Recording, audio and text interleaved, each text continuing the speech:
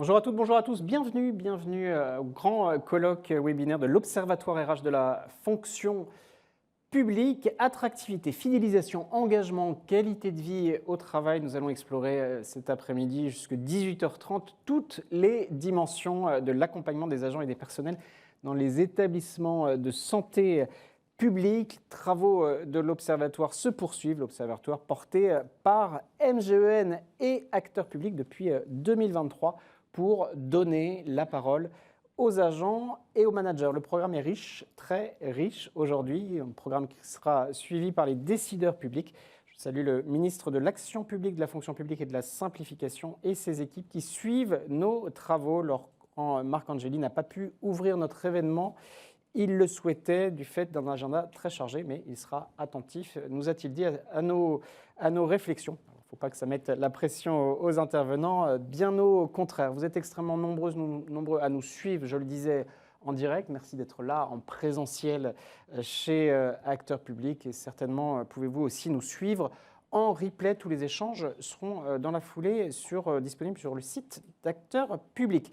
Un événement pour penser ensemble l'hôpital de demain, éclairé par les enseignements de l'enquête nationale sur les enjeux RH de la fonction publique hospitalière, réalisée par BVA X-Site pour MGEN. Vous voyez cette enquête. Et puis une autre enquête que nous allons explorer cet après-midi, l'enquête pratique, vécue et conséquences des arrêts de travail dans les établissements publics de santé, réalisée par l'Observatoire de l'imprévoyance pour le groupe Vive. On vous présente quelques enseignements phares de ces deux enquêtes que vous pourrez retrouver très prochainement dans leur intégralité. Merci encore.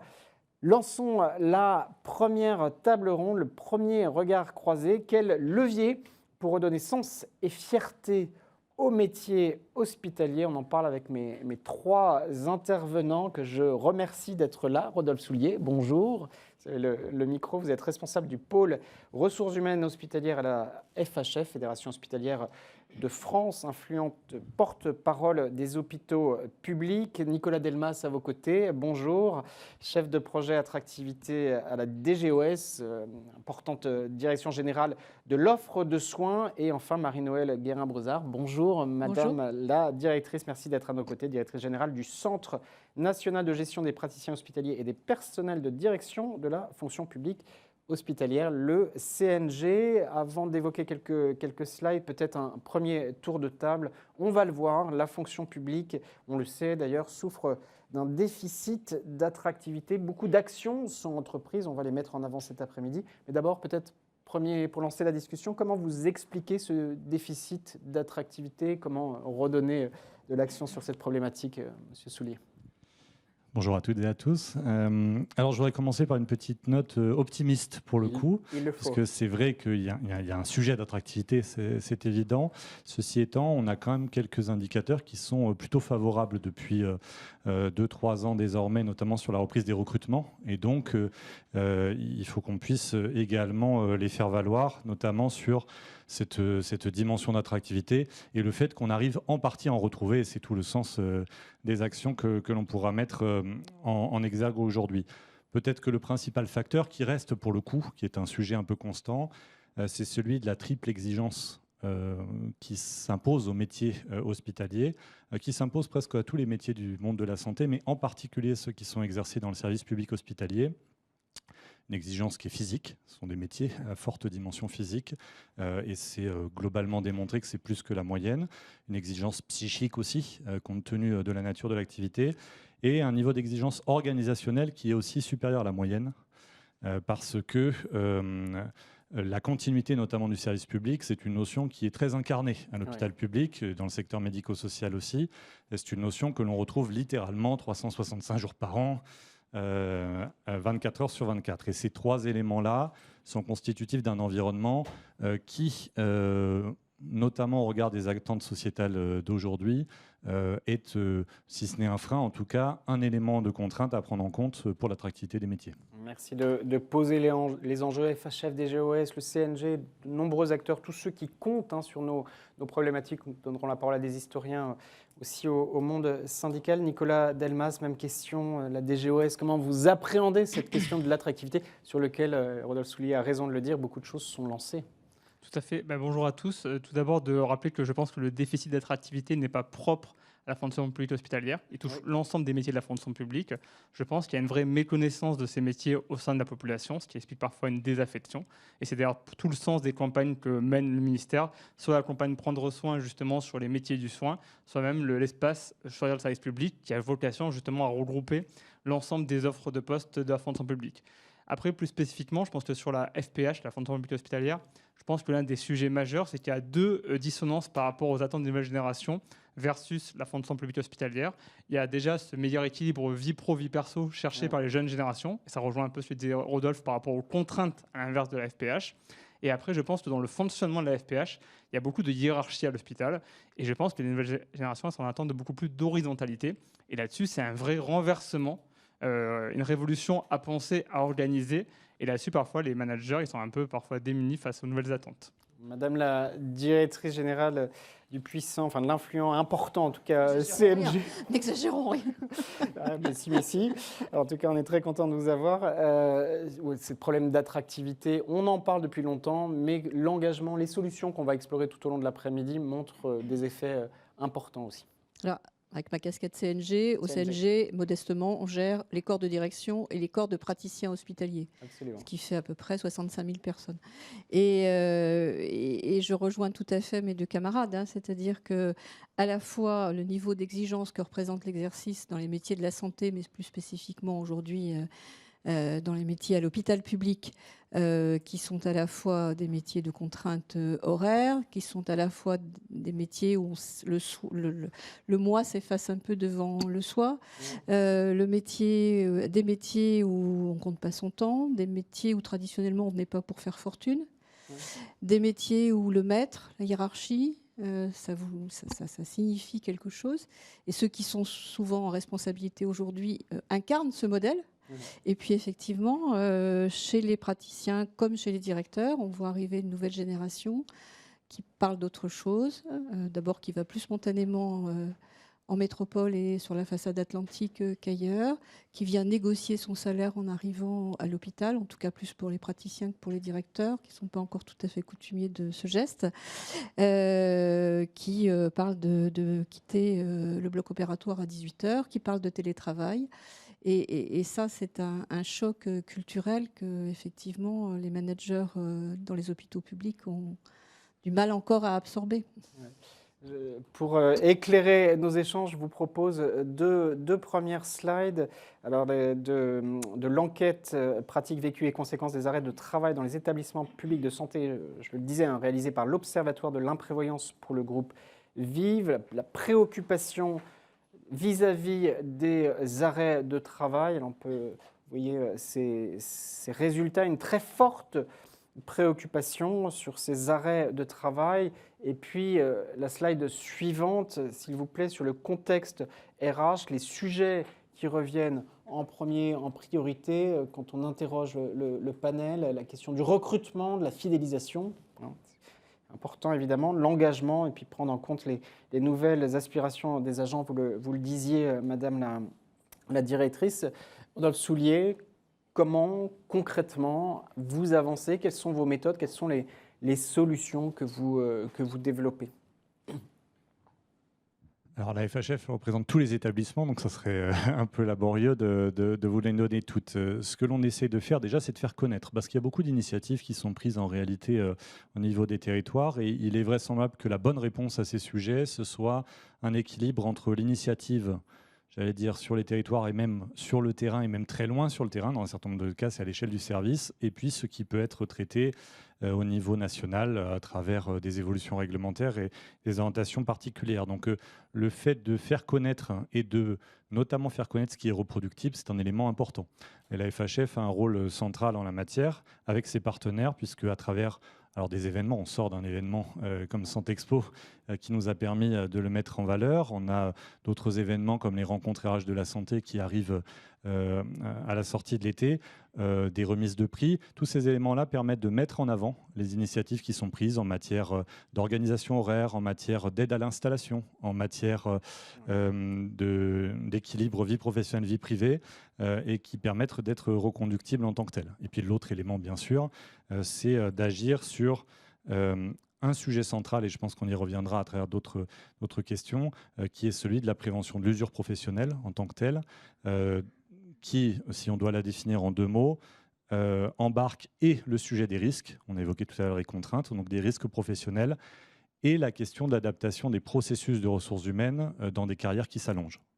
Et donc cet aspect-là, qui est désormais reconnu puisque c'est inscrit dans des textes, mérite qu'on l'investisse plus et qu'on le déploie de manière plus avant dans les établissements, y compris avec des moyens dédiés à la prévention.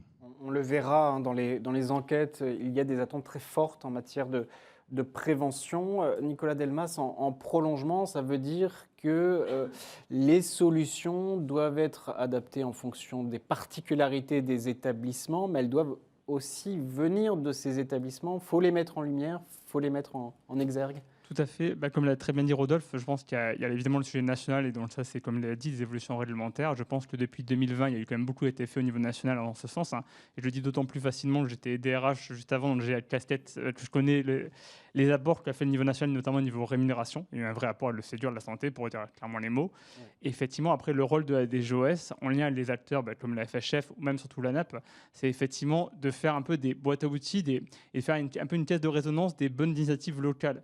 Je pense que trop souvent encore, et c'est d'ailleurs pas propre non plus à la FPH, au sein de la fonction publique, on innove plus qu'on le pense, et en fait, on ne partage pas forcément ces innovations. Et ça, je pense que faire connaître effectivement les meilleures initiatives, pas seulement vers du public, parce que parfois même on peut transposer des bonnes initiatives du privé au public, et d'ailleurs vice-versa, du public vers le privé. Et là-dessus, je pense que c'est le rôle de la DGOS, en lien notamment avec l'ANAP, de faire connaître effectivement les initiatives. Je pense évidemment au partenariat France Travail et les établissements de santé qui se multiplient. Et je vais me faire un petit peu pub à la journée de la nuit, qui se multiplient aussi. Et c'est ces genres d'initiatives locales qu'il faut arriver justement à dupliquer et à expliquer facilement avec un petit guide méthodologique. Et c'est tout l'apport que peut avoir l'ANAP là-dessus. Madame la directrice, vous disiez, hein, vous accompagnez 65 000 personnels de direction hospitaliers. Et de praticiens hospitaliers. Il n'y a que 5 000 directeurs. Hein. On n'est pas suradministré. Je vous lançais là pour que vous précisiez et que vous rappeliez encore ce rôle du CNG. Ça veut dire qu'il faut personnaliser les dispositifs. Comment ça s'accompagne? Comment on forme justement à une adaptation, une forme de personnalisation selon les territoires de ces dispositifs d'innovation? Alors, la plaque que vous présentez là sur les arrêts de travail impacte peut-être un peu moins les catégories professionnelles qu'on gère au CNG que d'autres catégories professionnelles. Mais enfin, ils n'en sont pas à l'abri pour autant. Notre travail, puisque c'est de recruter, de gérer la carrière et parfois les accidents de carrière que sont le disciplinaire, c'est d'abord de faire connaître les métiers, mais sans raconter d'histoire. Je pense notamment au métier de direction. On sait que le métier de directeur d'établissement médico-social est aujourd'hui en perte d'attractivité. C'est un peu comme les infirmières qui, dont 30% quittent la première année de formation parce qu'elles découvrent la réalité du métier par rapport à ce qu'elles ont idéalisé sur les D3S. C'est un peu la même chose. Et donc, faire connaître les métiers, c'est un travail incessant, donner envie d'eux sans mentir. Puis après, agir sur les risques. Alors ça, toute région confondue. Hein, vous posiez la question du régional, toute région confondue. Dans les corps de direction, aujourd'hui, il y a un risque qui parle. Un directeur d'hôpital, il connaît le risque pénal, civil. Il y en a un qui parle aussi beaucoup aujourd'hui, c'est le risque financier de mise en cause devant la Cour des comptes.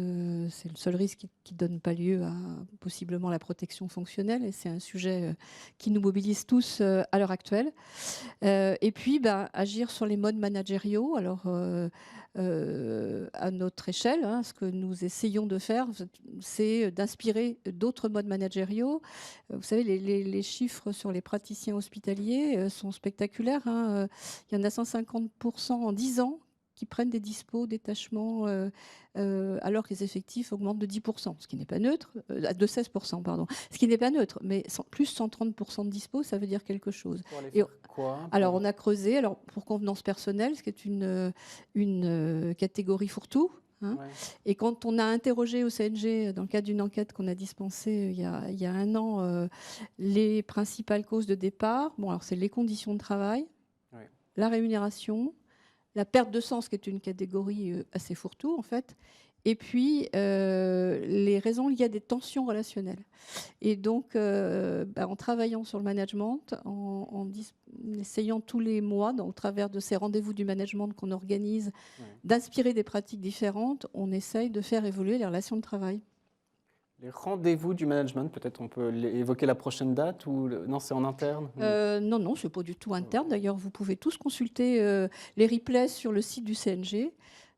C'est des sujets très variés, hein, l'intergénérationnel, mais la Cour des comptes est intervenue, l'Agence française anticorruption. Voilà, il y a plein de sujets divers et variés. Et ils ne sont d'ailleurs pas réservés au directeur, mais aussi à la gouvernance médicale. Qui doit également infuser un certain nombre de notions. Alors c'est très frustrant parce qu'on a fait le choix assumé de donner la parole à beaucoup d'interlocuteurs sur des séquences assez ramassées. Alors on touche bientôt à la fin de cette première table ronde. Peut-être regarder, on parlera prévention quand même, mais sur cet enseignement de l'enquête que je mentionnais, on regardera l'autre enquête après, sur le télétravail, donc toujours l'enquête pratique vécue et conséquences des arrêts de travail dans les établissements publics de santé pour l'Observatoire de l'imprévoyance pour le groupe Vive. Parmi les enjeux d'innovation, il y a la question du télétravail. Ce n'est pas forcément possible, évidemment, dans toutes les solutions, dans toutes les situations. C'est aussi une des solutions, une des réponses possibles, Rodolphe Soulier? Ça fait partie des éléments qui rentrent aujourd'hui dans le cadre de l'innovation organisationnelle. Déjà parce que c'est relativement récent, parce que ça a pris une tournure assez différente dans les suites des séquences de gestion de la pandémie, et parce que ça interroge aussi le rapport à l'exercice du métier. Il y a des métiers qui sont aisément télétravaillables à l'hôpital. Il y en a qui le sont moins, on va dire, naturellement. Ça suppose qu'on interroge la manière dont ils sont réalisés, si on veut élargir ce sujet-là. Et ça permet aussi de faire des liens avec des questions managériales, au-delà de l'organisation, parce que le management en télétravail est un peu différent. Parce qu'aussi, une communauté hospitalière, c'est 200 métiers et 44 disciplines médicales. Ça veut dire que quand on a des approches de cette nature, c'est vrai pour le télétravail, mais dans l'absolu, c'est vrai pour toutes les questions d'organisation horaire. Ça pose aussi la question de conserver une forme de cohérence de communauté dans des environnements qui peuvent avoir des cultures professionnelles différentes et pour lesquels les contraintes, mais aussi les avantages perçus, je dis volontairement perçus parce que c'est toujours un peu subjectif, peuvent être très différents. Et donc l'approche du télétravail, comme les approches horaires, comme la plupart des approches d'innovation organisationnelle, doit toujours se doubler d'une forme de vigilance à ce que il n'y ait pas des catégories professionnelles qui se sentent lésées par rapport à d'autres. Marie-Noëlle Gérin-Brezard, le télétravail, c'est une des réponses possibles, c'est évidemment pas la solution. Je le mentionne parce que c'est revenu fortement dans cette enquête et également sur les personnes qui se sont inscrites pour suivre le live et que je remercie d'être si nombreuses. Quand on dit que les conditions de travail font partie des motifs de départ, on peut ouvrir cette case-là, effectivement. Alors, pas avec ma casquette CNG, parce que le CNG ne gère pas le temps de travail des personnels qui gèrent, mais avec ma casquette de directeur d'hôpital. Avant de quitter le CHU de Tours que je dirigeais, j'ai signé un protocole télétravail avec les praticiens de l'hôpital. Merci beaucoup. Et je ne suis pas la seule. Nicolas Delmas, alors, sur le télétravail, je ne sais pas si la DGOS, quel est votre regard, mais plus largement sur l'innovation, sur la place du management, sur ces problématiques? Sur le télétravail, alors à titre très personnel, je ne suis pas du tout réservé sur évidemment l'utilité et l'apport qualitatif que ça a. Après, je suis un peu plus réservé sur le déploiement massif, mais ça, je trouve que Rodolphe a très bien expliqué les limites et les risques sur la cohérence, etc.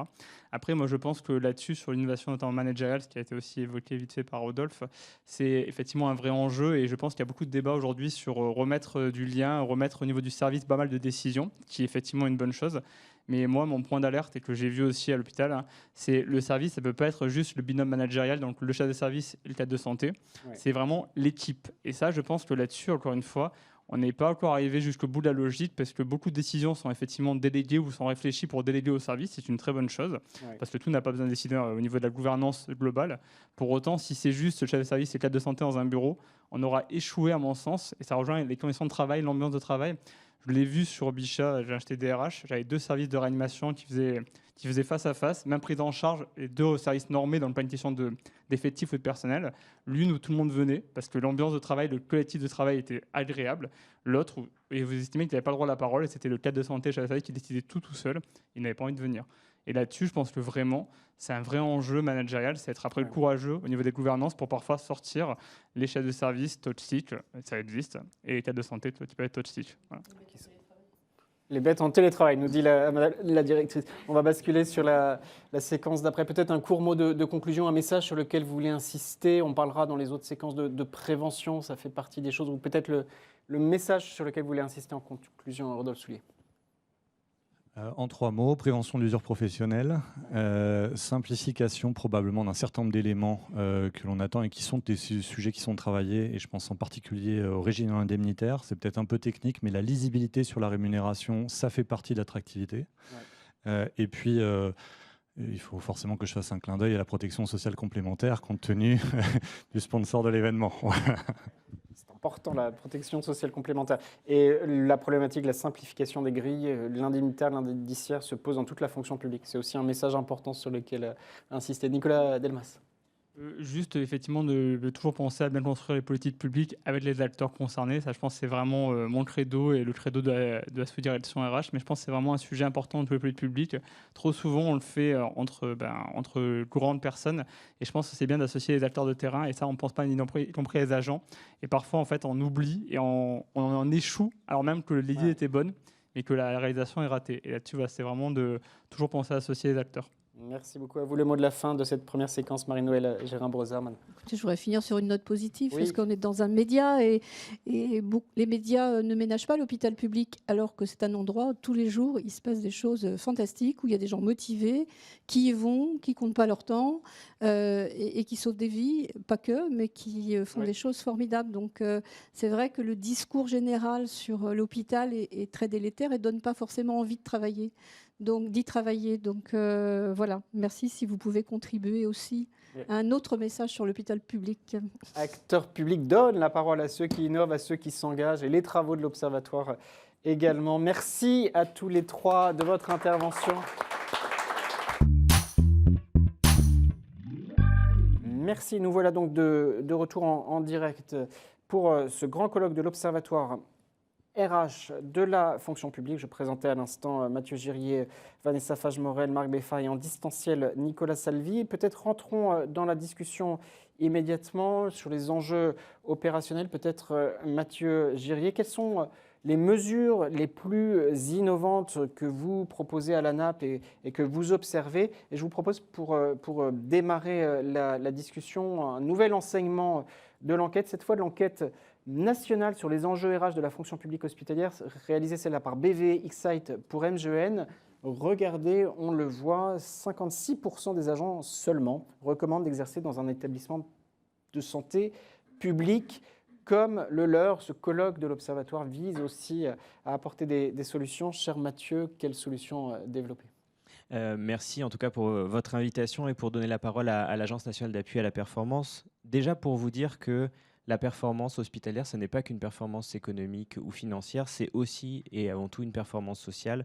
C'est vrai que parler de qualité de vie au travail aujourd'hui dans les établissements, parler de bien-être, parler de tout ce contexte finalement dans lequel on vient travailler, on doit s'épanouir, est quelque chose qui nous motive beaucoup et qui nous conduit effectivement à faire émerger en matière de bonnes pratiques et en matière de pratiques innovantes. Et dans les pratiques innovantes qu'on a pu identifier ou qu'on peut soutenir à l'ANAP, il y en a une tout particulièrement qui nous tient à cœur, c'est une question de méthode. Parce que finalement, la bonne QVT, la QVT innovante, les conditions de travail innovantes et adaptées finalement aux attentes des professionnels, c'est avant tout quelque chose qui est tourné vers les autres, qui correspond à un problème de terrain qui a été identifié et sur lequel on va pouvoir construire ensemble quelque chose qui a du sens pour les professionnels. Merci beaucoup Vanessa Fage-Morel. Que développez-vous? Vous avez un regard large, vous êtes ancienne DRH de la PHP, je le mentionnais. Que mettre en place? Quels conseils aussi à donner à celles et ceux très nombreux qui nous suivent en direct ou en replay?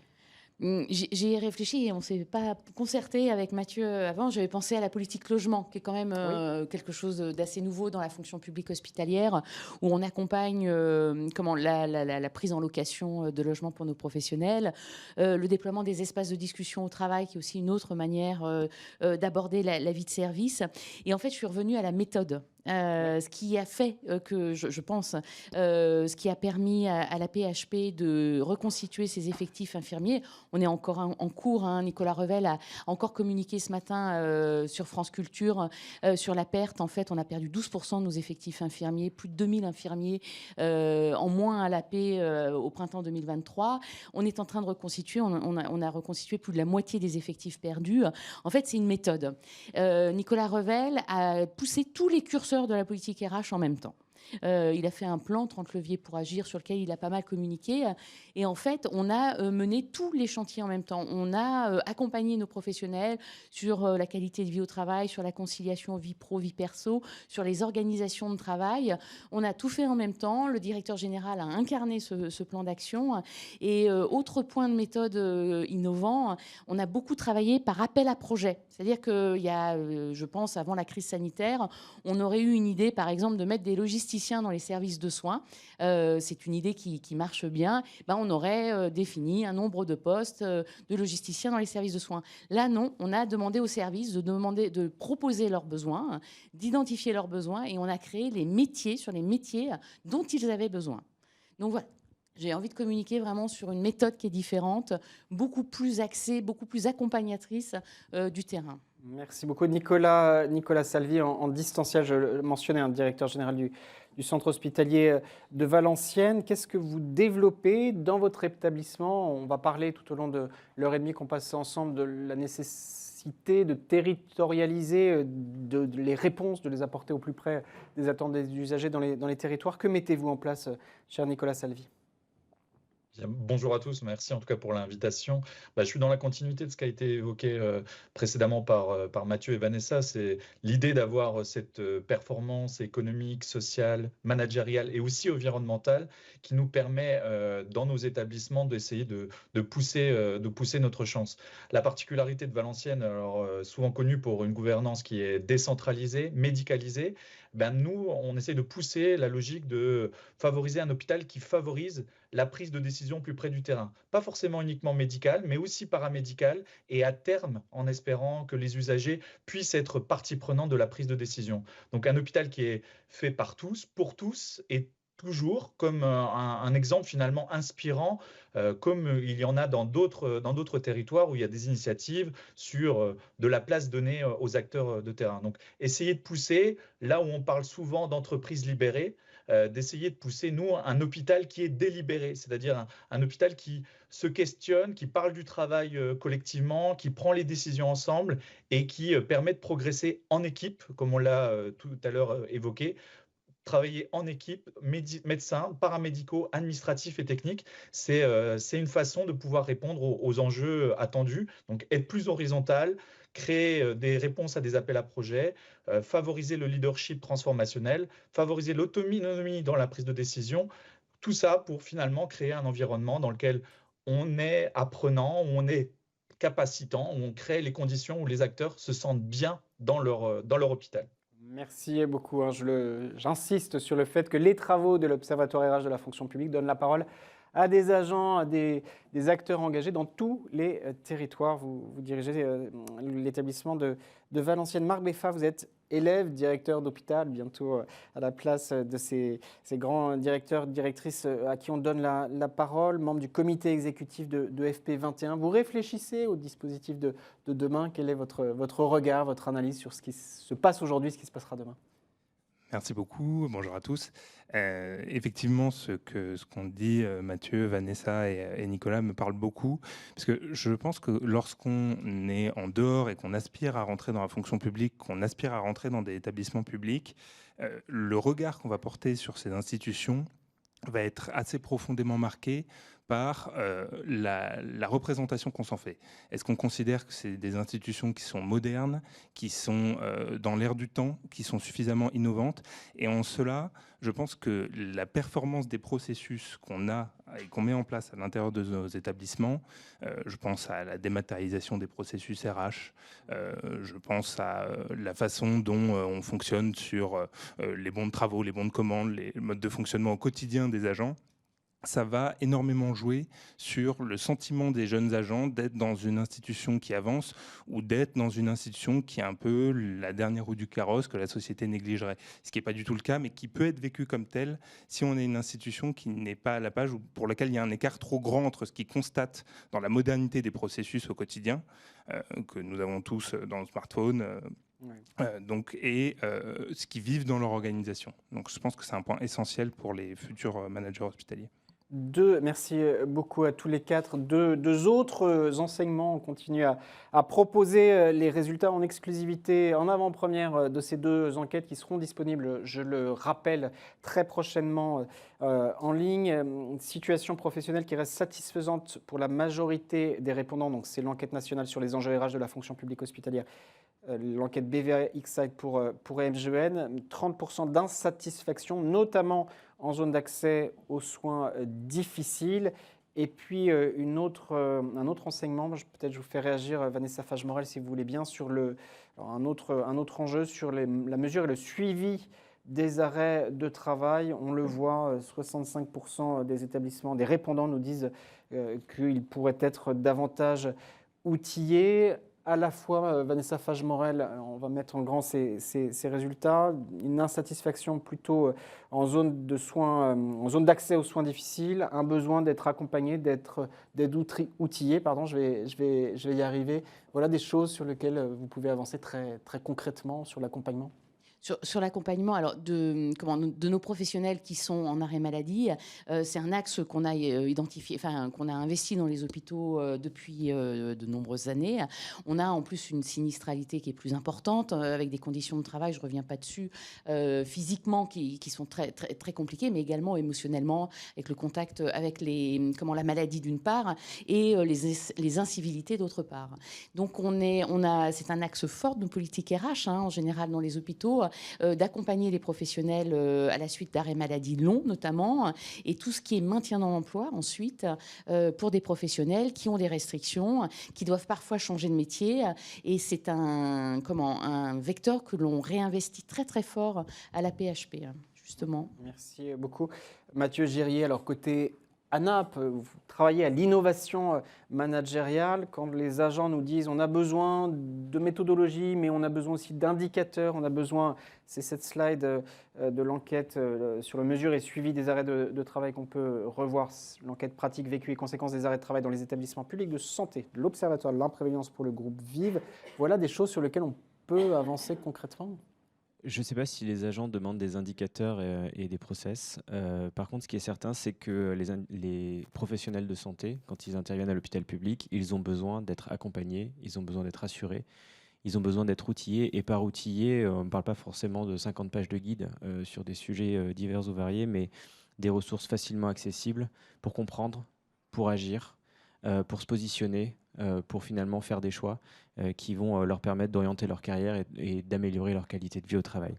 C'est pour ça que l'ANAP s'est lancée en 2024 et 2025 dans la production d'un outil qui sortira pour la semaine de la QVT dans quelques jours maintenant, dans à peu près une dizaine de jours, un tableau de bord de la qualité de vie au travail qui va permettre aux établissements de vérifier s'ils sont mis en place les outils de base qui contribuent aux bonnes conditions de travail et au socle minimal de la qualité de vie au travail.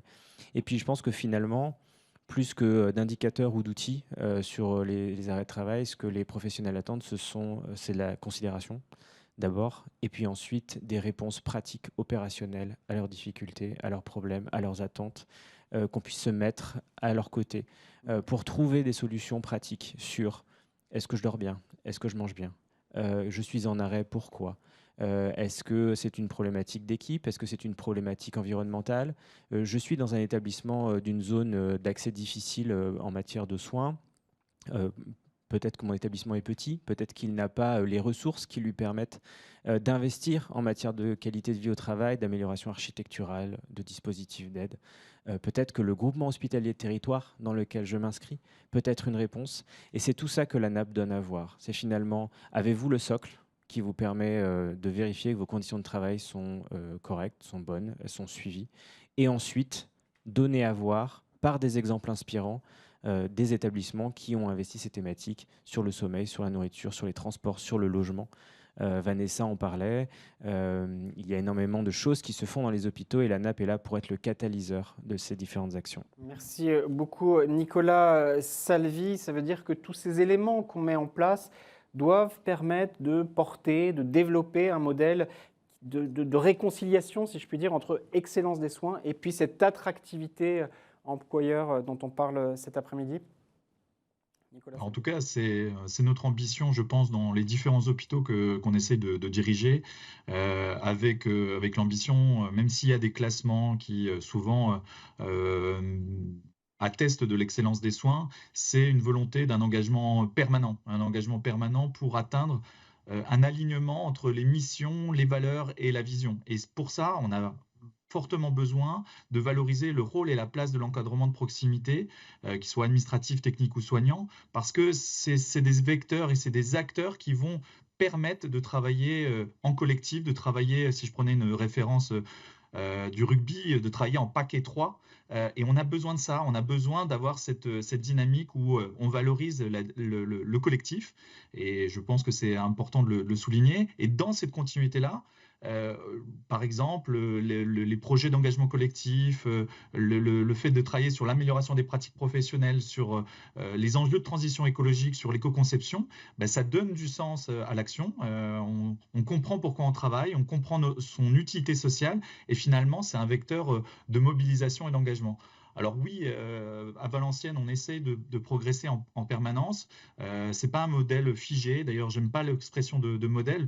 On n'a pas à dicter ce qu'il faut faire, mais chaque établissement, en fonction de son histoire, de sa culture, de ses acteurs, essaye de progresser pour proposer quelque chose à ses professionnels, pour s'améliorer et pour être finalement un établissement qui est attractif.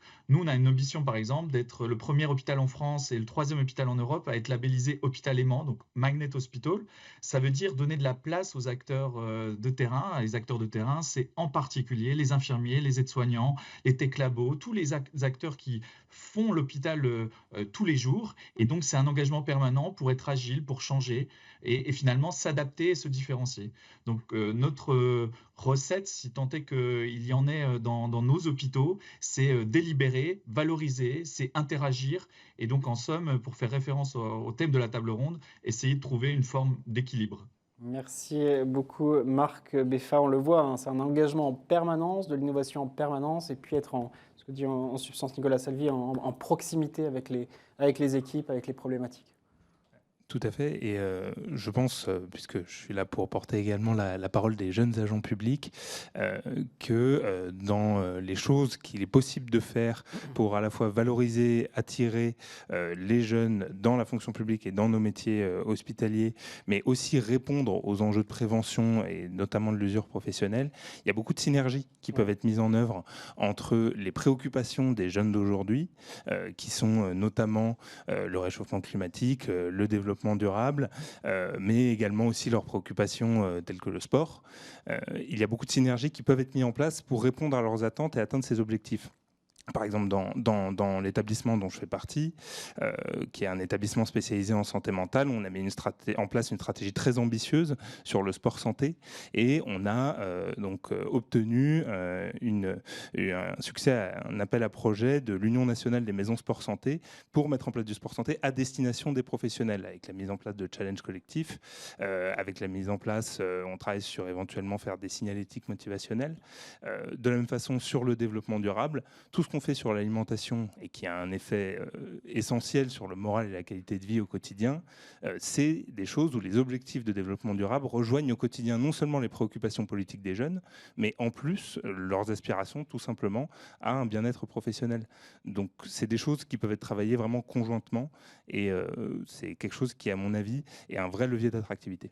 Merci à tous les quatre. Nos échanges se poursuivent. Là encore, c'est un choix, on l'assume, que de faire des séquences assez courtes. Est-ce que vous voulez peut-être, tous les quatre, de manière très succincte, dire un très court mot de conclusion, peut-être de conseil On est suivi par des étudiants, on est suivi par des agents, on est suivi par des professionnels RH qui sont très à l'écoute de vos conseils et de vos solutions. Qu'est-ce que vous pourriez leur dire en conclusion, le message sur lequel insister, Mathieu Girier?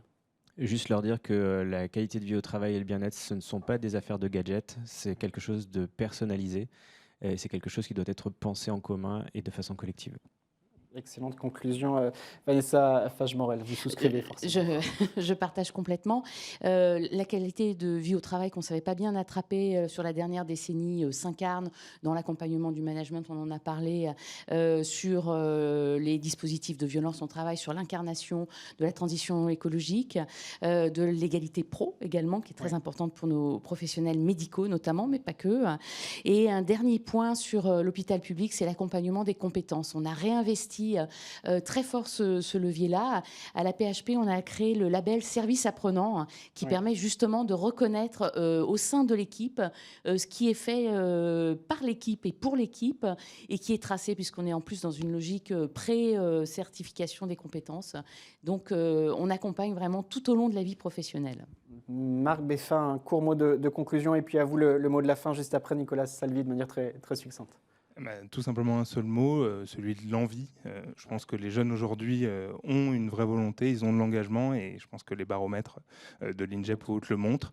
Et je pense que c'est à nous d'essayer de capter cette envie et de leur donner envie au maximum de rentrer chez nous. Il y a beaucoup de mots-clés, beaucoup d'enthousiasme, beaucoup d'engagement, mais aussi d'engagement professionnel et évidemment de solutions innovantes. Nicolas Salvi, pardon, je mentionne ça parce que Nicolas Revel, on lui donne la parole juste après. Nicolas Salvi, allez, à vous le mot de la fin. En tout cas, je pense qu'à l'heure de l'hôpital bashing, c'est essayer de faire confiance à tous, essayer de permettre la responsabilisation sur l'action et valoriser l'esprit de service public et cet engagement. On a de l'utilité sociale, il faut qu'on le dise et qu'on le rappelle dans tous les médias possibles.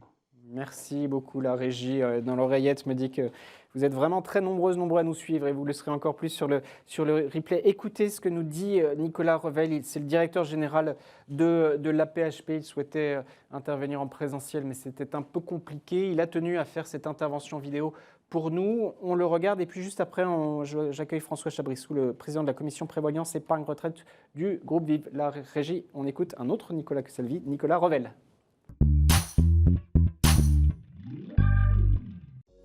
Bonjour à tous, merci pour cette invitation. Je suis très heureux évidemment de participer à vos travaux sur un sujet, l'attractivité, la fidélisation des professionnels à l'hôpital, qui a été au cœur de mon action depuis que j'ai pris les responsabilités de la PHP en juillet 2022. Juillet 2022, c'est le moment où l'hôpital public en France et la PHP tout particulièrement est en pleine crise post-Covid, avec des départs massifs de professionnels. Des fermetures de lits très importantes, des déficits qui se creusent. Donc on est vraiment là au cœur de comment on remonte notre capacité de soins dans ce pays. Et la question de la méthode, évidemment, elle est cruciale. Quand j'arrive, on me demande surtout de faire une grande réforme d'organisation. C'est ce que me demande la communauté médicale. Et en fait, après quelques semaines et mois à écouter sur les sites, dans les établissements, l'ensemble des équipes, ce que je vois, c'est surtout beaucoup d'expressions de sujets très concrets et qui font qu'on est bien, on n'est pas bien dans son travail.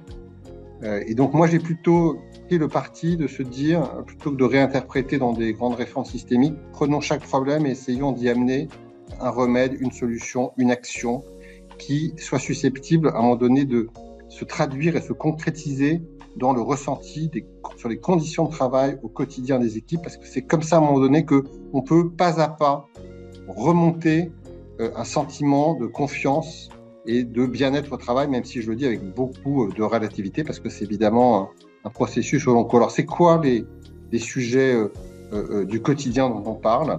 C'est tout simplement comment on est recruté, comment on est accueilli, comment ensuite on est intégré dans une équipe.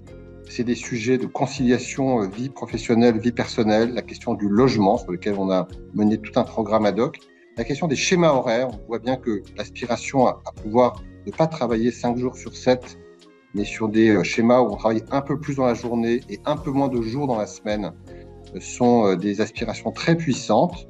Et donc on a beaucoup travaillé autour de ces schémas horaires dits innovants.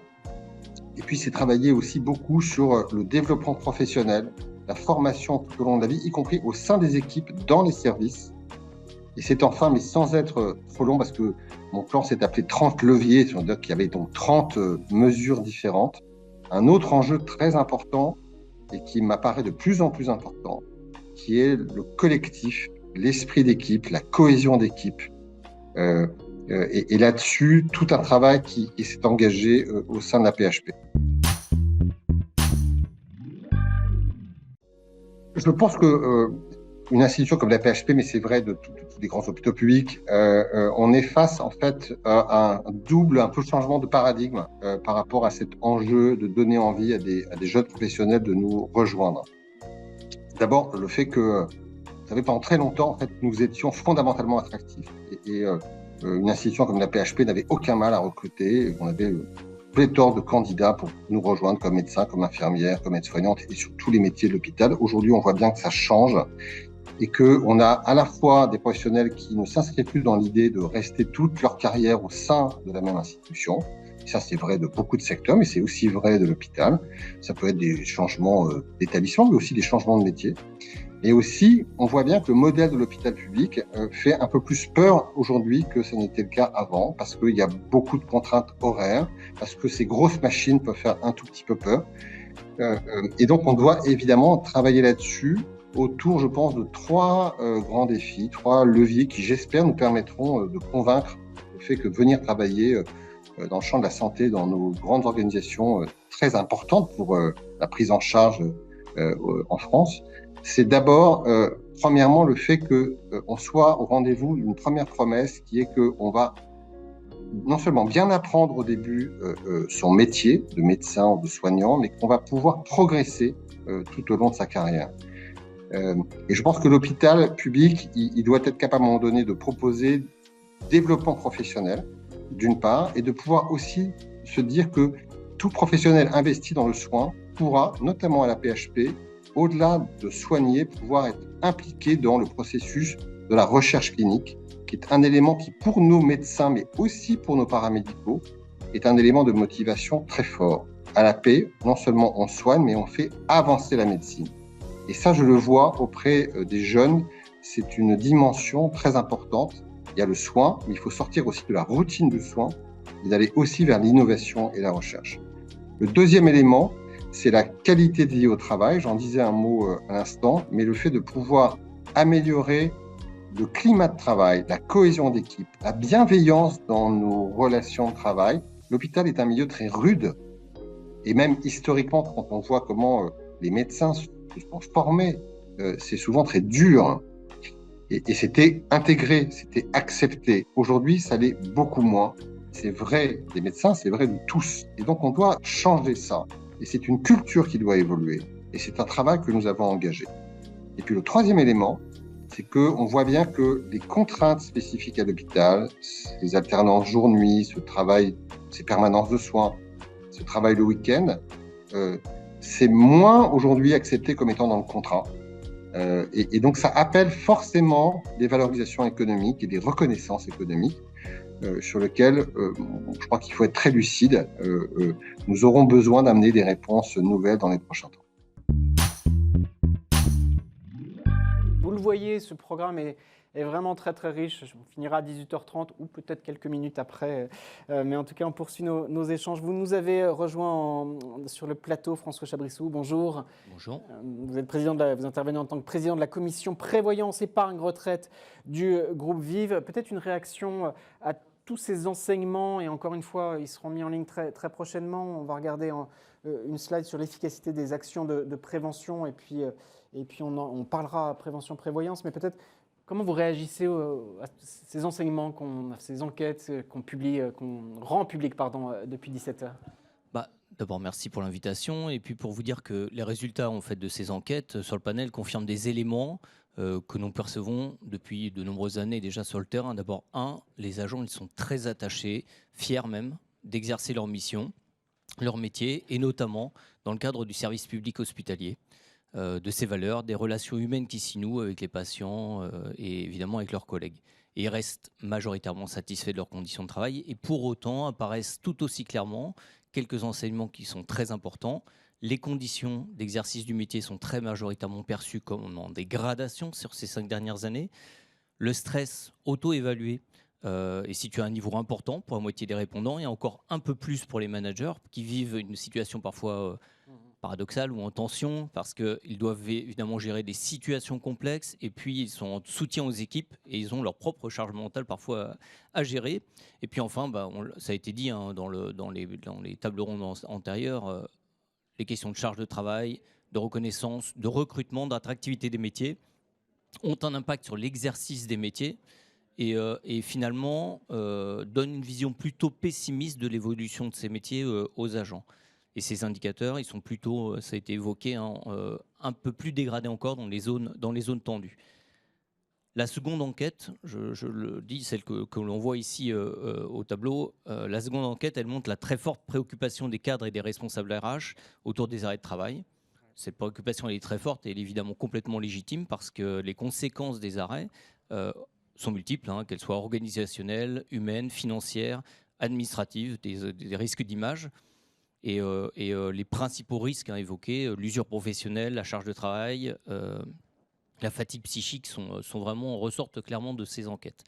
Et finalement, chez nous, comment on réagit côté MGEN, qui est une mutuelle affiliée au groupe Vive, on est particulièrement attentif à ces enquêtes parce qu'elles témoignent d'abord, des complexités fortes de ces métiers exercés dans la fonction publique hospitalière, avec deux leviers qui me semblent, on le voit un peu dans ces éléments-là, très liés, c'est-à-dire une très forte implication, et puis finalement un très fort attachement, et un pendant qui est celui de l'usure professionnelle. C'est des tensions qui jouent beaucoup sur la qualité de vie au travail.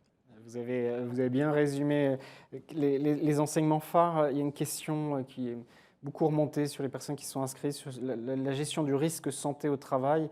Comment favoriser l'accompagnement à la reprise d'activité, ce qui revient dans l'enquête, qui revient aussi dans les échanges qu'on a pu avoir. Alors c'est des sujets complexes parce qu'on est sur des systèmes qui sont vraiment systémiques. Il est évidemment absolument nécessaire de renforcer la gestion du risque de santé au travail. Et puis les enquêtes, elles montrent qu'il y a encore des marges d'action importantes qui existent, même si les établissements, en fait, finalement, ils s'emparent déjà beaucoup du sujet. 93% du panel des établissements ont mis en place au moins une mesure de prévention, et principalement autour des troubles musculo-squelettiques, de la sécurité au travail, la santé mentale. C'est des dispositifs qui sont évidemment globalement pertinents, avec une perception positive de leurs effets, c'est dit dans l'enquête, mais avec parfois une mesure un peu difficile de l'efficacité de ces dispositifs. Ouais. Moi, je pense que pour renforcer cette gestion, il y a 3 axes prioritaires qui se dégagent. Premièrement, il faut les bons outils. Il faut les bons outils de mesure, de suivi. Et pour bien agir, il faut un bon diagnostic. Et seulement un tiers des établissements disposent d'un outil de suivi et de diagnostic des arrêts de travail. C'est ces outils qui quand même permettent d'identifier les services les plus à risque, de mesurer l'efficacité des plans d'action et de mieux anticiper en fait l'impact sur l'organisation. Moi, j'aime beaucoup l'idée qui a été évoquée tout à l'heure. Je le cite il faut associer des acteurs de terrain en fait. Oui, la proximité revient fort. C'est essentiel pour bien accompagner, pour mettre en place une bonne action de prévention. Il faut associer les acteurs. Donc il faut évidemment travailler sur ces aspects-là. Et c'est d'autant plus important que la prévention, c'est souvent c'est vu comme une charge financière. La prévention, c'est des coûts évités, mais c'est un coût de mise en place. Et en fait, c'est un investissement pour la suite. Voilà un message aussi sur lequel il faut insister. Peut-être deux questions rapidement, 2 enseignements qui reviennent. La régie, donc l'enquête pratique vécue conséquences des arrêts de travail dans les établissements publics de santé, observatoire de l'imprévoyance pour le groupe Vive, un besoin de sensibilisation à la prévoyance complémentaire, d'expliquer un travail pédagogique. Vous y contribuez, on y contribue avec le colloque de l'Observatoire aujourd'hui, mais aussi avec ces deux enquêtes qui sont un outil puissant d'aide à la décision publique, d'éclairage de la décision publique. Donc un besoin de sensibilisation qui remonte très fort. 88% des RH interrogés déclarent ne pas avoir mis en place des actions afin de sensibiliser leurs agents. Il faut le faire, mais ça ne se fait évidemment pas en un claquement de doigts. Et puis, cher François Chabrissou, l'efficacité, la slide suivante, l'efficacité des actions de prévention, on le voit, ça a des effets bénéfiques sur la santé, sur la sécurité, sur les arrêts de travail, notamment sur la fidélité. C'est un impact fort. Vous avez dit, ce n'est pas un coût, c'est un investissement. C'est souvent vu comme ça, c'est-à-dire que quand on fait de la prévention, on va mettre en place une action, on va avoir un coût associé direct, et en fait tout ce qui est ce qu'on disait, des conséquences des arrêts, un coût en fait beaucoup plus fort, mais qui était difficile de mesurer. On le constate souvent a posteriori, donc il y a absolument nécessité de gérer les risques. Merci beaucoup. Allez, un mot de conclusion. J'ai posé la question aux autres intervenants. Qu'est-ce que vous dites? Quels conseils? Mais qu'est-ce que vous dites aussi en conclusion aux décideurs publics pour agir concrètement? On n'intervient évidemment pas de manière péremptoire, mais on est là pour éclairer, pour aider, pour possiblement à notre niveau apporter quelques conseils. Qu'est-ce que vous diriez en conclusion à leur destination? En fait, comme on est face à ces enjeux et qu'ils vont se renforcer, vieillissement de la population, allongement de la durée de travail, impact climatique, on sait qu'on va avoir des besoins qui vont se renforcer. Il va être nécessaire d'apporter des réponses. Moi, de là où je parle, je dirais que cibler les actions de prévention les plus efficaces, c'est évidemment essentiel. Et puis, il y a le deuxième point qu'on a à peine évoqué, mais qui nous tient beaucoup à cœur. Il faut développer la prévoyance. Parce que quand on parle de prévoyance, on parle des risques les plus lourds, des aléas de santé qui ont les conséquences financières qui peuvent être très rapidement dramatiques, perte de revenus, incapacité, décès. Et il faut protéger les agents. Et donc pour ça, il faut faire œuvre de pédagogie parce qu'on peut penser être bien couvert. Et malgré l'intervention du CGOS, pas forcément être couvert sur toute la durée de l'arrêt. On a vraiment besoin évidemment de ces couvertures-là. Parce que derrière, on n'ajoute pas des problèmes de santé, des problématiques, j'allais dire, financières. Donc, nécessité d'intervenir sur ces éléments-là, prévention, et avec nos partenaires, MNH, Reliance, on est vraiment, on a la volonté d'accompagner les décideurs publics, et ne serait-ce qu'avec la mise en place de la protection sociale complémentaire dans la fonction publique hospitalière. Vous insistez, on voit la slide, si elle peut apparaître à plein écran, un besoin de sensibilisation à la prévoyance complémentaire. La majorité des agents RH, des décideurs RH estiment qu'il est important que les agents souscrivent à une assurance prévoyance complémentaire, vous l'avez dit, et ils estiment aussi nécessaire de développer des actions afin de sensibiliser leurs agents. Voilà encore un message que nous portons cet après-midi. Vous avez raison d'insister sur sa nécessité, cher François Chabrissou. Vous intervenez en tant que président de la commission prévoyance épargne retraite du groupe Vive. De retour en direct, vous le voyez, c'est très rythmé, mais ça, comme ça, on insiste vraiment sur des messages clés. C'est un choix que nous avons fait sur ce colloque, d'avoir des échanges assez rythmés. Bonjour Magali Prévost. Bonjour. Merci d'être là, directrice aux ressources humaines de la direction commune Fondation Aulagnier et l'EHPAD Les Marronniers. Et vous êtes aussi membre qualifié du COD3S, dont j'ai la définition, le collectif des directeurs d'établissements sanitaires, sociaux et médico-sociaux. Alors dites-moi, ou peut-être je vous laisse présenter vos directions communes, 2 établissements médico-sociaux à qui il était important de donner la parole aujourd'hui. 2 établissements qui sont situés à Agnières-et-le-Valois, médico-sociaux publics autonomes, donc qui représentent 568 lits et places de EHPAD, SIAD, accueil de jour, plateforme de répit des aidants et centres de ressources territoriaux. Et donc on a 320 agents publics dans la direction commune. Et c'est le COD3S, effectivement, c'est le collectif des directeurs des fameux D3S dont parlait tout à l'heure la directrice du CNG, qui est en manque d'attractivité. Et pourtant, c'est un métier passionnant. Et c'est important de le dire. Alors que mettez-vous en place à votre niveau en termes d'attractivité, de fidélisation? Les problématiques ne se posent évidemment pas de la même manière dans des établissements tels que les vôtres. Vous avez donné la parole peu après l'intervention de Nicolas Revel. Comment vous appréhendez ces problématiques dans votre champ ? Oui, effectivement, l'hôpital est dans une pente ascendante, on l'a entendu. Pour les EHPAD, ça reste difficile et la principale problématique aujourd'hui, elle est structurelle, c'est le déficit des EHPAD publics qui est colossal depuis 2 ans. Donc effectivement, il y a eu des revalorisations salariales dans la fonction publique hospitalière qui sont une très bonne nouvelle pour les agents, mais qui ont été insuffisamment compensées pour le médico-social. L'inflation, une fiscalité déloyale avec le secteur privé. Et voilà, on se retrouve avec 95% des EHPAD publics franciliens en déficit. Donc on a activé tous les leviers d'optimisation possibles. Le dernier, c'est la réduction de personnel. Et donc c'est un peu compliqué d'expliquer à des agents que pour financer leur revalorisation salariale, on va devoir supprimer des postes. Pourtant, la question se pose.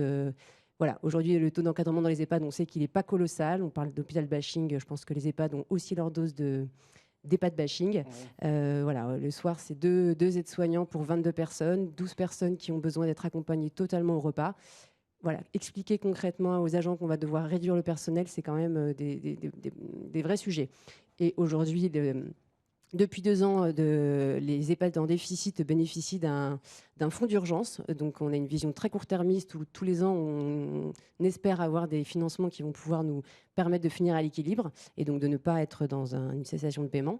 Et c'est quand même une situation qui est très, très compliquée. Donc ça, c'est la problématique. Et dans ce contexte-là, avoir des actions de levier d'attractivité, il en existe quand même.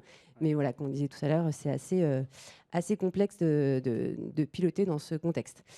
Donc les leviers d'attractivité, on a la formation déjà, la NFH, Association nationale de la formation pour les hospitaliers, qui est une vraie chance pour les hospitaliers. On a une politique formation très ambitieuse qui permet d'accompagner les profils de agent de service hospitalier jusqu'à directeur des soins sur une carrière. On a dans l'établissement dont je parle 4 aides-soignants qui sont en formation IDE, une qui part en formation infirmier en pratique avancée. Voilà, c'est un lieu de formation. On a des dispositifs d'accompagnement. On parlait de la reconversion et de la prévention de l'inaptitude physique. Il y a un dispositif que la NFH propose qui s'appelle RecoPro, qui permet d'accompagner un groupe d'agents à identifier une reconversion professionnelle. On a la formation compétences clés.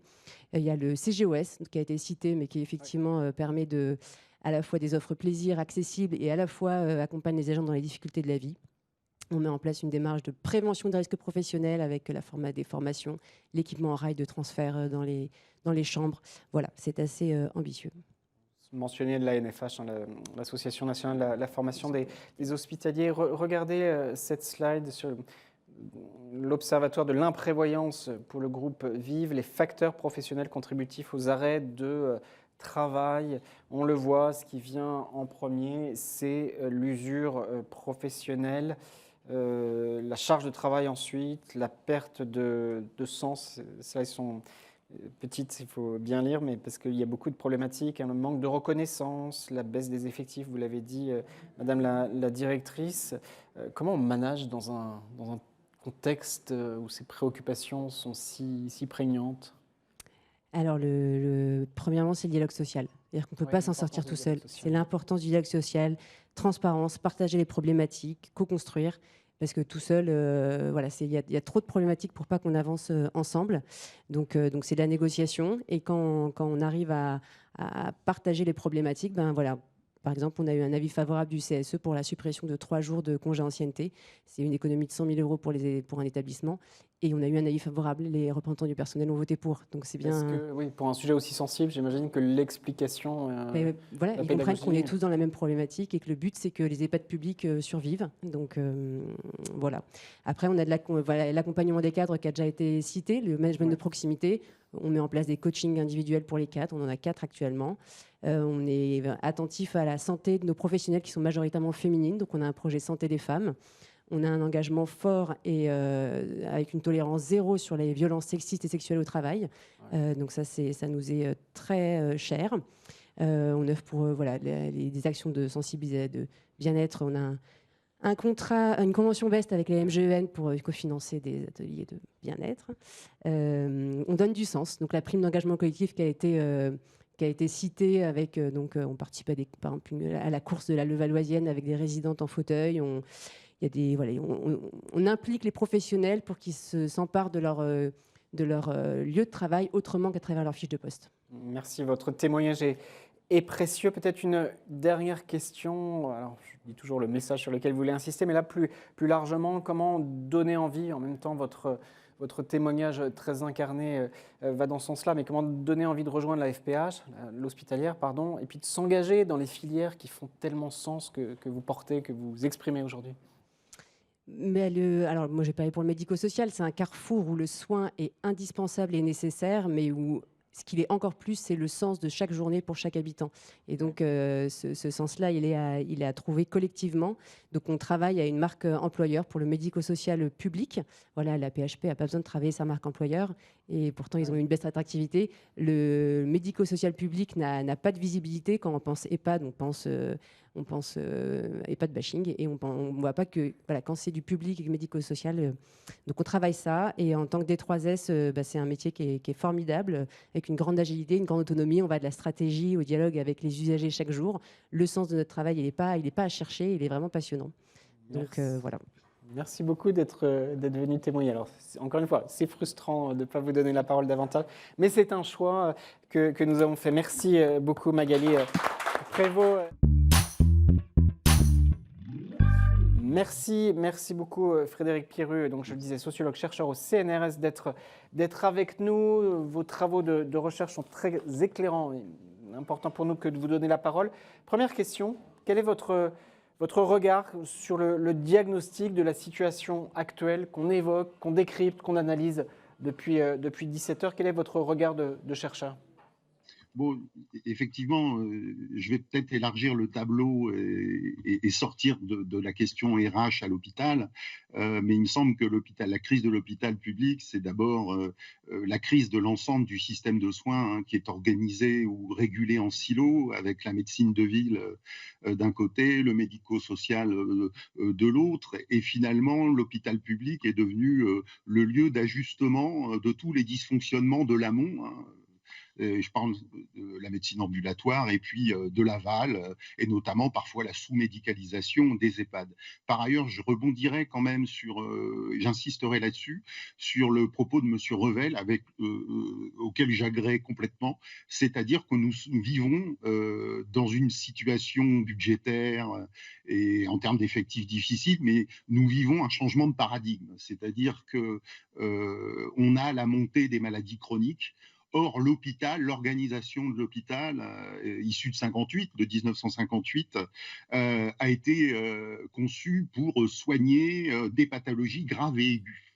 Et il me semble que nombre de soignants continuent, par un effet d'hystérèse, je dirais, à porter cette culture de l'hôpital comme soin curatif de haute technicité, et n'est pas forcément armé pour faire face à des populations de plus en plus vieilles, polypathologiques et porteuses donc de maladies chroniques. Donc c'est pas seulement la pression sur l'hôpital et la pression à l'activité qui change, c'est la nature même de l'activité qui change. Et cela peut se conduire à un certain désarroi des soignants, et notamment des jeunes soignants qui entrent à l'hôpital public. Il y a une sorte de désajustement, et de surcroît, il faut le dire, les jeunes soignants n'ont plus le même rapport au travail et ont un ethos, je dirais, moins sacrificiel que leurs aînés. Ouais. Donc voilà, il faut à mon avis avoir le big picture, si j'ose dire, et puis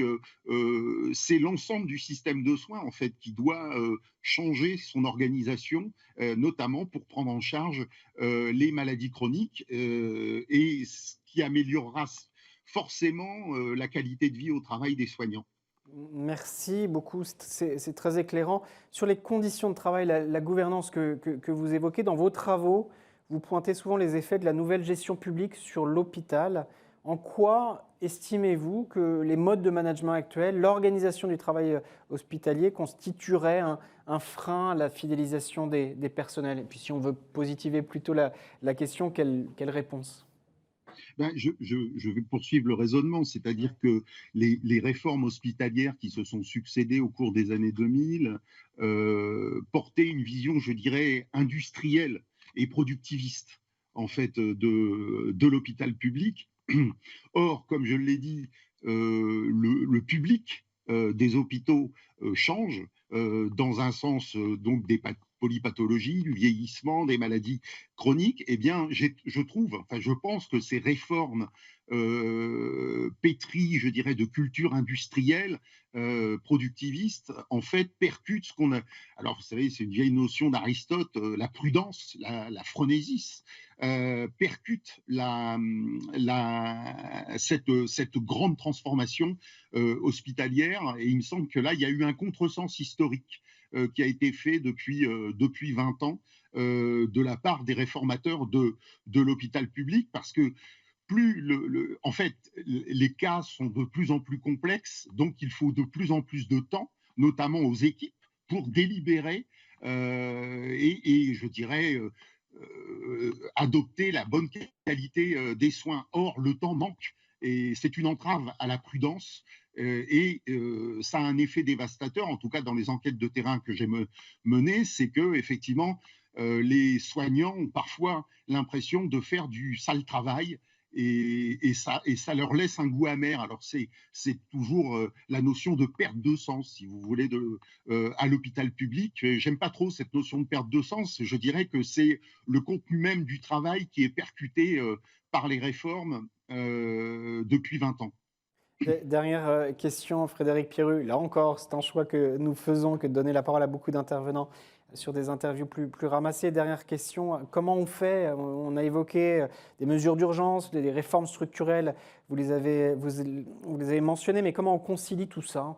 On est très suivi cet après-midi dans les replays par des décideurs publics. Comment on concilie les impératifs budgétaires, les besoins des professionnels, les attentes des patients dans une stratégie de long terme? Écoutez, si je le savais, je pense que je serais riche, mais je suis très admiratif de ce que font les managers hospitaliers au quotidien, parce que effectivement, les années qui arrivent s'assombrissent d'un point de vue budgétaire. Hein. On sait qu'il faut faire des milliards d'euros d'économies, donc il va falloir, et en même temps, il va falloir sortir de ce management productiviste.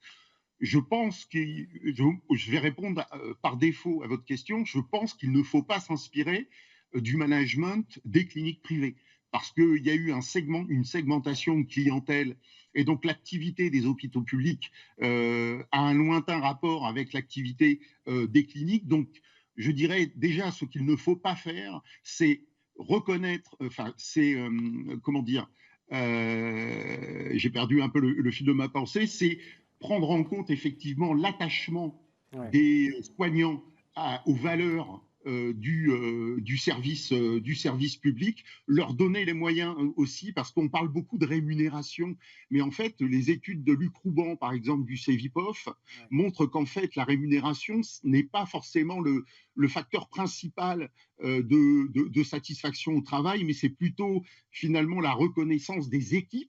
Et on a parlé de la question des équipes, la reconnaissance aussi individuelle de la part des collègues, de la part de la hiérarchie, et offrir effectivement des perspectives de carrière, notamment au corps infirmier.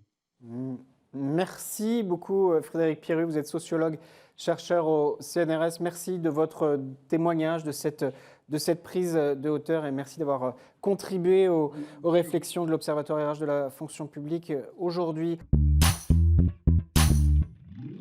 On poursuit nos travaux, toujours aussi nombreuses et nombreux à nous suivre. Merci beaucoup d'être là en distanciel aux quatre coins de France. Merci des témoignages, des questions que vous nous avez adressées quand on a commencé à communiquer sur cet événement important. Merci beaucoup d'être là, continuez à nous suivre. Peut-être vous êtes également là en replay. Urgence Hôpital, le diagnostic des syndicats. Bonjour Ève Rescanière.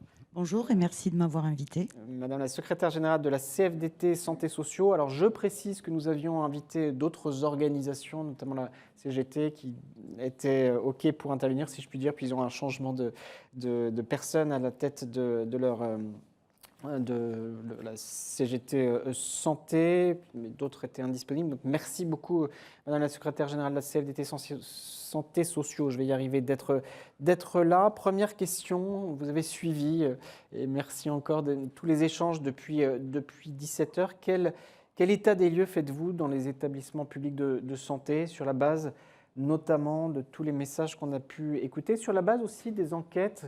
La régie, je vous propose une nouvelle slide sur la situation professionnelle qui reste satisfaisante pour la majorité des répondants. Néanmoins, perfectible, 30% d'insatisfaction, notamment dans les zones d'accès aux soins difficiles, et beaucoup aussi d'attentes exprimées sur la fidélisation, sur l'attractivité. Voilà, quel est votre regard sur tous ces enseignements ? Écoutez, je partage globalement les propos qui ont été tenus depuis 17 heures. On n'a pas d'opposition majeure avec ce qui a été dit. C'est des messages plutôt positifs et engageants pour l'hôpital public. Et Dieu sait s'il en a besoin et si ses agents en ont besoin aussi. Il y a des questions très centrales qui ont été abordées, celle de l'usure professionnelle, du dialogue professionnel, ce qu'on appelle nous à la CFDT le dialogue professionnel, c'est-à-dire un management moins descendant, des marges de manœuvre aussi pour les managers de proximité. Tout ça a été dit. Il faudrait redonner du sens. C'est vrai que maintenant, ça fait un peu bateau, cette formule, mais quand même, pouvoir avoir un peu la main sur son organisation du travail, sur la façon de travailler, de s'organiser, retrouver des marges de manœuvre, et ça à tous les niveaux. Il y a le cercle vicieux, si je puis dire, de l'épuisement professionnel. On a vu certaines slides, certains enseignements qui sont très inquiétants, qui révèlent que 88%, c'était dans une des slides des RH, identifient l'usure professionnelle comme principal facteur d'arrêt de travail. 70% des cas compensent eux-mêmes la charge de travail des agents qui sont absents. Comment la CFDT analyse ce cercle vicieux et comment on peut positiver les choses où les arrêts génèrent encore plus d'épuisement chez les équipes restantes? Nous, on avait fait un certain nombre de propositions, notamment dans le cadre du Ségur de la santé, sur cet épuisement professionnel et surtout pour prévenir l'usure professionnelle. Parce qu'aujourd'hui, ce qui manque dans notre secteur, ce n'est pas propre qu'à l'hôpital public, mais c'est des politiques de prévention. Comment on prend soin des gens qui prennent soin? Et ça, c'est vraiment important. Donc nous, ce que l'on pense à la CFDT et les témoignages des directeurs d'établissements nous confortent dans notre position, c'est qu'il faut analyser ça établissement par établissement. Ouais. Il y a des services où il y a des fortes sinistralités. Il faut se poser la question, pourquoi ? Qu'est-ce qui se passe? Est-ce que, M. Delmas l'a très bien dit, hein, on peut avoir 2 services de réanimation. Y en a un où les professionnels veulent travailler et l'autre que l'on fuit. Pourquoi? C'est toutes ces raisons-là, il faut les analyser. Il faut accompagner spécifiquement les agents qui travaillent dans ces services-là. Et puis, il faut aussi peut-être passer des contrats sur des endroits où il y a de la forte sinistralité parce qu'on sait qu'il y a de la charge physique, parce qu'on sait qu'il y a de l'usure, il y a de la charge mentale aussi, convenir, peut-être passer des contrats, convenir d'exercices limités, pouvoir faire en sorte que les agents aillent prendre l'air un peu ailleurs plutôt que de se mettre en arrêt maladie pour souffler un petit peu. Merci beaucoup. Il y a un enseignement, décidément, ces 2 enquêtes sont extrêmement riches d'enseignements. Regardez, celle-là, 56% des agents seulement recommandent d'exercer dans un établissement de santé publique comme le leur. Alors on peut dire que c'est la majorité, tant mieux, mais en même temps, comment on fait sur... Alors je vous repose la question, mais cette crise d'attractivité du secteur, quels sont les leviers? On a parlé rémunération, on voit, et vous l'avez dit, hein, il n'y a pas que ça. Oui, mais c'est peut-être la question sur laquelle je vais être un peu dissonante par rapport aux autres intervenants, mais c'est pour nous, la question du salaire, elle est centrale. Oui. Elle est centrale. La compensation aux horaires décalés, la compensation à la continuité du soin, cette compensation-là, la première reconnaissance, elle s'exerce par le salaire. Et pour nous, il y a un autre problème aussi, c'est la contraction des budgets et donc forcément l'étassement de grille. Donc moi, aujourd'hui, est-ce qu'on trouve normal qu'une aide-soignante passe 10 ans au SMIC? C'est pas normal. Enfin, je pense qu'on n'a pas de perspective de carrière et la perspective de carrière, elle est quand même d'abord salariale. Donc ça, c'est pour nous, le Ségur, ça a été un rattrapage, il était nécessaire, mais on continue à prendre du retard. On a eu one shot en 2019. Derrière, on a fait de nouvelles grilles de classification. Mais ça y est, on est rattrapé par le gel du point d'indice et l'augmentation du SMIC. Donc pour nous, la question du salaire, elle est quand même primordiale. Les salaires, conditions de travail, mais l'un ne va pas sans l'autre. On ne peut pas avoir une politique de logement si derrière, on n'a pas une politique de rémunération qui soit attractive. Alors aujourd'hui, on le fait à travers la contractualisation parce que là, on peut décider des salaires et c'est aussi ça le problème. Il y a un autre enseignement d'une des 2 enquêtes. La très grande majorité, plus de 4 professionnels RH sur 5, 83%, estiment que le report de l'âge de départ à la retraite va contribuer à l'augmentation des arrêts. 83% des professionnels RH qui disent la réforme des retraites va contribuer à l'augmentation des arrêts maladie. Bon, je vous pose la question, hein, votre position sur cette réforme des retraites et quelles mesures compensatoires demandez-vous? C'est un petit peu dans l'actualité, évidemment. Oui, je pense que ce n'est pas besoin de répéter ici la position de la CFDT. Il n'y en a qu'une, hein, à la CFDT, cette position-là, sur la réforme des retraites. Et en plus, dans notre secteur, elle est particulièrement injuste, puisqu'elle est injuste pour les femmes, hein, on est largement féminisés, et elle est injuste pour des questions de pénibilité, en fait, hein, parce qu'on est à forte sinistralité, et statistiquement, on va produire plus d'accidents et de pathologies dues au travail qu'il faudra indemniser. Donc, ça va nous coûter cher, ça nous coûte déjà cher, et ça va nous coûter très cher. Et donc, cette question, du coup, la question de prévention, mais vous me parlez de compensation, donc c'est vers là que je vais répondre. Mais avant de parler compensation, je pense qu'il faut qu'on ait dans la fonction publique hospitalière des statistiques fiables. Oui. Et ça nous manque. Vos enquêtes sont assez parlantes, mais aujourd'hui, les obligations, il n'y a aucune obligation des établissements de la fonction publique hospitalière pour remonter ce genre de données. Donc, on ne peut pas travailler là-dessus si on n'a pas un diagnostic partagé avec tous les acteurs, y compris les partenaires sociaux. Donc, nous c'est la première chose qu'on demande, c'est bien ça. Et puis, on a un souci. La problématique, c'est quand même comment les questions d'invalidité, qui dans la fonction publique hospitalière ne sont pas favorables aux agents. Un directeur d'hôpital, la caisse de retraite peut revenir sur un avis médical et dire non, vous n'êtes pas en invalidité. Ça, c'est quand même problématique aujourd'hui, et même en termes de reconnaissance. C'est-à-dire qu'on peut arriver à des situations où on ne reconnaît même pas que l'agent ne peut plus exercer son travail. Et tout ça, il faut qu'on s'en parle, hein, avec justement les acteurs, tous les acteurs, et il faut qu'on corrige ce problème-là. Ça sera la première compensation. Voilà. Après, je pense qu'on a un gros travail sur la prévention à faire. Nous, à la CFDT, on préfère prévenir que compenser. Et on l'a dit tout à l'heure, la prévention, c'est un investissement, c'est pas un coût. Dernière question, Madame la Secrétaire Générale de la CFDT Santé Sociaux, et puis on conclura nos très très riches travaux avec Mylène Bonnel dans un instant. Si on se revoit dans un an, qu'est-ce qui doit changer en priorité? En même temps, il y a tellement de priorités, mais vous l'avez dit, la rémunération, les rémunérations, les enjeux de retraite, mais voilà, s'il y avait un message, puisque ce colloque a beaucoup d'impact, beaucoup d'audience aussi, manifestement. Le message, il est assez... je vais pas répéter les questions de salaire, les questions de management participatif, mais je pense qu'il y a un fil rouge aussi, hein, dans toutes les discussions que j'entends depuis une heure, c'est la question de l'attachement au service public. Ouais. Oui, les agents de la fonction publique hospitalière ont un grand attachement au service public, c'est sûr. Mais par contre, il ne faut pas surfer sur cette vague. Ça s'arrêtera.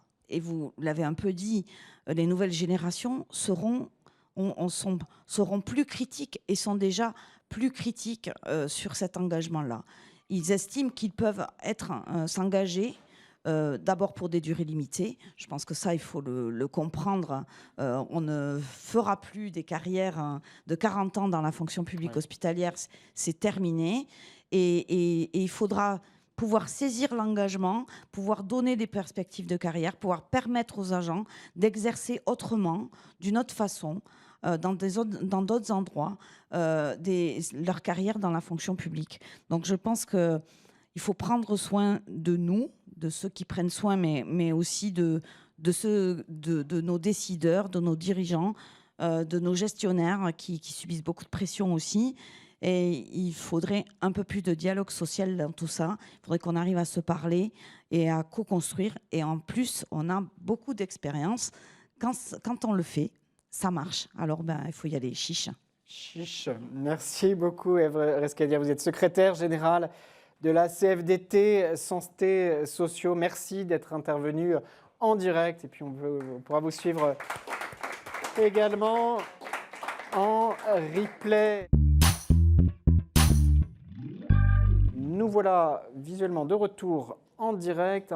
Il est temps de conclure ce colloque, ce webinaire si riche. Quelle réponse aux défis de la fonction publique hospitalière? Bonsoir Mylène Bonnel. Bonsoir Sylvain. Ravi de vous retrouver, vice-présidente déléguée MGN. Je mentionnais un programme très très riche. C'était un défi, c'est un choix que nous avons fait et on a donné la parole à toutes celles, tous ceux qui comptent, la DGOS, la FHF, le CNG, l'APHP, les DG de l'APHP, mais aussi d'établissements de province, Valenciennes, établissements sanitaires et sociaux, le monde syndical, le monde de la recherche. C'était important d'avoir ce panel extrêmement large. On peut saluer tous les intervenants.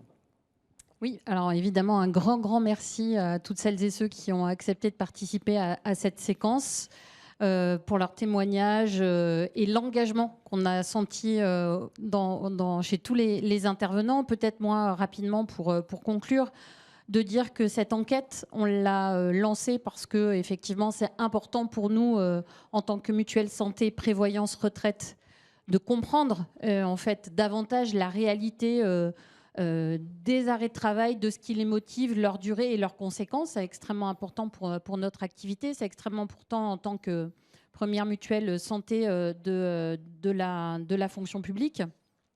Donc ce travail-là, il était essentiel pour comprendre un peu la réalité de ce qui se passe dans la fonction publique. Et puis je repartirai peut-être des propos de Frédéric Pierru, donc le chercheur du CNRS, qui a évoqué finalement un sujet extrêmement important, c'est-à-dire qu'un système de protection sociale, et notamment un système d'hôpital public, qui a été construit autour du curatif et pour traiter l'urgence médicale. Ouais. Et ce qu'on voit aujourd'hui, finalement, dans l'évolution de la démographie, évidemment un vieillissement extrêmement important de notre population, qui va faire qu'aujourd'hui, et demain notamment, on va devoir gérer de la vulnérabilité, de la chronicité et de l'épolypathologie. Et aujourd'hui, notre système hospitalier, il est pas prêt à ça. Et finalement, je pense que ce premier élément, il est la conséquence de ce que vit aujourd'hui l'hôpital public. Peut-être que le deuxième élément, c'est aussi la question de la population hospitalière, avec une pyramide des âges, elle aussi qui s'affaisse en bas et qui s'élargit en haut. Et on va avoir la problématique du renouvellement générationnel. Beaucoup d'entre vous l'ont évoqué. Et cette pyramide qui s'élargit en haut, elle a aussi des conséquences sur l'arrêt de travail.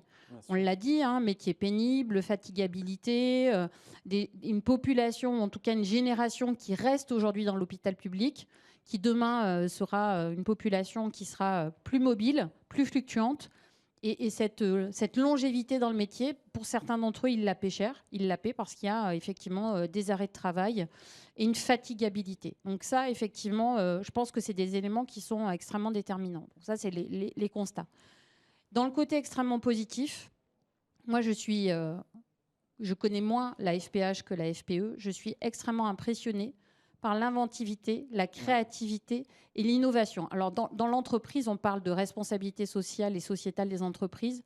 Et en fait, vous avez tous parlé de mesures d'impact social et sociétal et d'être extrêmement attentif à comment, finalement, on fait en sorte qu'on attire des talents, on attire des jeunes auprès de l'hôpital public et comment on trouve le bon niveau de subsidiarité.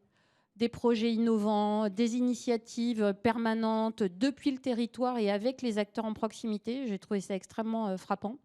De la formation continue. On essaie de faire en sorte que les personnels progressent, que ce soit en EHPAD ou en milieu hospitalier. Donc on essaie vraiment de faire en sorte que la ressource qui est présente, on maximise finalement le meilleur pour que les conditions de travail soient optimales et qu'il y ait un optimisme, une capacité finalement de progresser au sein de la structure, des structures hospitalières. J'ai trouvé que c'était extrêmement prégnant finalement dans toutes les interventions, alors que les constats sont quand même extrêmement finalement, les constats de travail, c'est dur, quoi. Exigences physiques, psychiques, organisationnelles, plus que partout ailleurs. Et tout ça de manière combinée et avec effectivement des évolutions sociologiques fortes. On veut pouvoir télétravailler, on veut pouvoir gérer son temps de travail, on veut sortir à 18h, on ne veut plus enchaîner des gardes et se confronter à cette réalité-là et trouver des solutions finalement en continu, innovantes au plus près des territoires, c'était extrêmement marquant. Donc ça, moi, ça m'a beaucoup frappée. Et j'ai presque envie de dire, vous avez posé la question à certains moments, on a envie de donner envie de rejoindre l'hôpital public et vraiment le défi est réussi. Je trouve que l'hôpital bashing, il est très vrai. On l'entend partout. Et nous, en tant que mutuelle santé, et c'est un sujet qui nous inquiète. C'est de dire, finalement, est-ce que les agents qu'on protège, ils resteront demain à l'hôpital public ? Et moi, ce que j'observe à travers vos témoignages, c'est que ce soit effectivement les directeurs, les soignants, les partenaires sociaux, tout le monde a à cœur de faire en sorte que tout se passe au mieux et c'est un vrai laboratoire de créativité, d'inventivité, en fait, ce qui se passe aujourd'hui à l'hôpital public. Et je trouve que c'est extrêmement impressionnant, en fait, toute cette créativité, cette énergie qui est mise... alors, on a beaucoup parlé des agents qui travaillent, mais par capillarité pour les gens qui sont soignés aussi. Donc, voilà, très, très impressionné par tout ce qui se passe au sein des établissements publics, qu'ils soient EHPAD ou structures hospitalières. C'est effectivement très inspirant et c'est tant mieux. Peut-être, alors je ne vais pas vous faire réagir à toutes les slides, mais peut-être on va en revoir quelques-unes. La préoccupation vis-à-vis des arrêts de travail, elle est forte. On l'avait évoqué en début d'échange. Voilà, 77% des professionnels disent qu'ils ont une forte préoccupation. On avait évoqué sur la slide suivante les facteurs professionnels contributifs aux arrêts de travail. Il faut le rappeler, l'usure professionnelle, la charge de travail, tous ces éléments-là, la question de la baisse des effectifs. Il y a une question qui est très importante aussi. On donne la parole à tous les acteurs. Je le rappelle, monde syndical, la recherche, les acteurs opérationnels. Les mutuelles sont importantes dans cet écosystème et ça ressort des enquêtes. Les mutuelles sont perçues comme un acteur légitime dans le domaine de la QVT. Il y a une autre slide sur l'importance des mutuelles. Je vous poserai la question après. Donc, c'est l'enquête X-Site pour MGEN. Vous avez toute votre place et les attentes sont fortes. Je suis ravie de ce constat. Alors après, le milieu hospitalier, il a aussi une relation affinitaire très forte avec notamment la Mutuelle nationale des hospitaliers. François Chabrissou disait que c'est un de nos partenaires aujourd'hui très, très important pour MGEN. Et en tout cas, ce qui est important alors je ne sais pas si la sémantique mutuelle, voilà, tout le monde en a la bonne définition, mais en tout cas, ce qui est sûr, c'est que justement, quand on est d'abord soignant, évidemment extrêmement sensibilisé finalement au fait de tomber malade et donc à l'arrêt de travail, qui est finalement une sensibilisation presque originelle du fait de la formation professionnelle. Et peut-être que ce qui est spécifique au métier de la fonction publique hospitalière, c'est une meilleure connaissance justement de ce que disait François Chabrissou tout à l'heure, de ce qu'est la prévoyance et de ses conséquences. Ouais. Un arrêt de travail prolongé, ça peut avoir des conséquences dramatiques pour l'agent, mais pour l'ensemble de sa famille. Et on peut rentrer dans une précarisation, une paupérisation qu'on n'a pas vu arriver. Et si finalement, on ne mesure pas bien les conséquences de cet arrêt de travail parce qu'on ne sait pas, qu'on n'est pas suffisamment protégé, ça peut être potentiellement dramatique en fait, pour l'agent et sa famille. D'où l'importance, effectivement, d'être bien protégé pour que les accidents de la vie, et ça peut arriver à n'importe qui, n'entraîne pas des dommages collatéraux sur le long terme, mais que l'accident reste temporaire et que la protection qui est assurée, soit la solidarité nationale ou une protection opérée par la mutuelle, sécurise l'agent, mais aussi l'employeur public, pour que le retour au travail se passe au mieux et dans les meilleures conditions. François Chabrissou le disait, c'est un investissement. Allez, une toute dernière slide de ces deux enquêtes, l'efficacité des actions de prévention, ça vient appuyer ce que vous venez de dire, Mylène Bonnel. Ils le disent, la santé, diriez-vous que la mise en place des mesures de prévention a eu un effet bénéfique? C'est concret, c'est réel, sur la santé des agents, sur la sécurité des agents, sur les arrêts de travail, on en parle depuis 17 heures, sur la fidélité, enfin la fidélisation, sur le recrutement, tout cela a un rôle essentiel. Alors la prévention en tant que mutuelle, évidemment, on y est extrêmement attaché. Peut-être simplement dire qu'aujourd'hui, on ne peut plus avoir une politique de prévention qui pèse uniquement sur le ministère de la Santé. Ouais. Une politique de prévention, elle doit être globale, elle doit être portée par le Premier ministre de manière transverse, pluriannuelle. Aujourd'hui, un ministre de la Santé, il ne peut pas décider, par exemple, de pistes cyclables pour que les personnes puissent faire du vélo, d'avoir des structures et des infrastructures sportives partout dans les territoires ou des dispositifs d'activité physique adaptés, parce que ce sont des déterminants importants au service de la prévention primaire. Donc, c'est une politique pluriannuelle et qui est interministérielle. Et nous, on plaide effectivement pour qu'on ait dans notre pays une politique de prévention extrêmement ambitieuse pour éviter justement l'arrêt de travail ou l'accident de vie qui empêche finalement un retour à l'emploi ou finalement une continuité de vie en bonne santé. J'allais vous dire quel est le mot de la fin en direction des décideurs publics, mais finalement, vous venez d'y répondre. Merci beaucoup, chère Mylène Bonnel. Vous vouliez ajouter quelque chose ou... Non, simplement vous remercier, acteurs publics et vous notamment, Sylvain. Et encore une fois, remercier l'ensemble des participants pour leur présence et leur participation active. Merci, chère Mylène Bonnel. Merci à vous toutes et vous tous, vraiment nombreux à nous suivre en direct. On a quelques retours sur ce rythme qui finalement, enfin pas finalement d'ailleurs, qui a été voulu et qui fonctionne, nous dit-on. Merci aux équipes d'acteurs publics pour la parfaite réalisation de ce colloque. Vous avez tout c'est très bien enchaîné. Merci à tous les participants, à tous les intervenants en direct, en présentiel. Tout est à revoir sur nos supports. Un grand merci à MGN, à ses équipes pour leur engagement sans faille. Chère Mylène Bonnel, cher François Chabrissou qui intervenait tout à l'heure, à qui nous avons donné la parole. Merci à Julien Blanchet, directeur des affaires publiques, et Audrey Gage, responsable du pôle influence, relations presse et événementielles, avec qui je travaille en parfaite harmonie pour porter tout cela. Je les salue très très fortement. Salut important également à Samuel Pichot, directeur stratégie, innovation et coopération. Bref, merci à vous toutes, merci à vous tous. Merci de suivre les travaux de l'Observatoire RH de la fonction publique. À très très bientôt. Merci.